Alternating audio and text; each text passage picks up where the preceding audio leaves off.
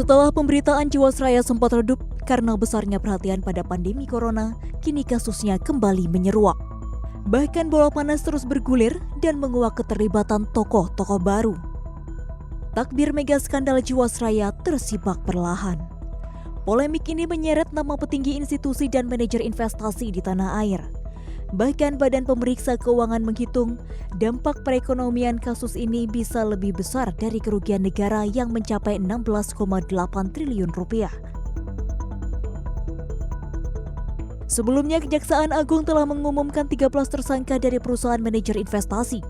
Di antaranya, Dana Wibawa Manajemen Investasi atau Pan Arcadia Capital, Oso Manajemen Investasi, Pinnacle Persada Investasi, dan Millennium Danatama.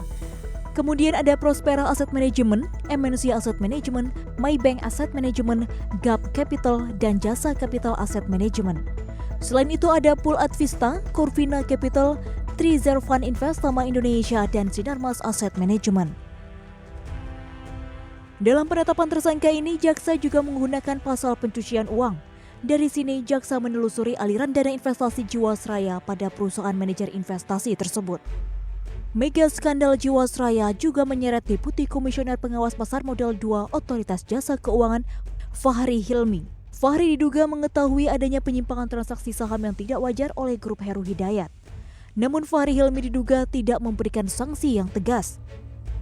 Otoritas Jasa Keuangan pun buka suara atas penetapan tersangka Jiwasraya. OJK pun menyebut pihaknya bekerja sama dengan Kejaksaan Agung terkait penyelidikan Jiwasraya. Tidak hanya itu, OJK juga bekerja sama dengan Kejaksaan Agung membangun sistem keuangan yang sehat, stabil, dan kredibel. Mengenai proses penegakan hukum terkait Jiwasraya oleh Kejaksaan Agung, dapat kami sampaikan beberapa hal sebagai berikut. 1.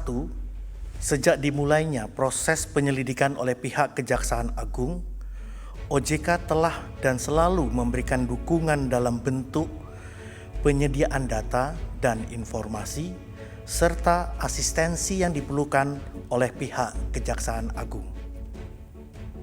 2. Mendukung proses penegakan hukum terkait kasus Jiwasraya oleh Kejaksaan Agung dengan tetap menjunjung tinggi asas praduga tidak bersalah.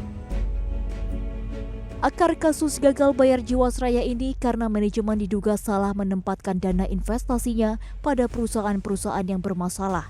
Selain itu, buruknya kondisi keuangan juga menambah beban perusahaan.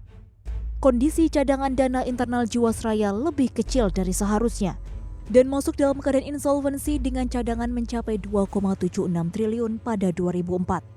Defisit nilai ekuitas perusahaan kian melebar hingga mencapai 5,7 triliun pada 2008 dan 6,3 triliun pada 2009. Jiwasraya juga dihadapkan dengan kondisi risk-based capital yang minus hingga 850%.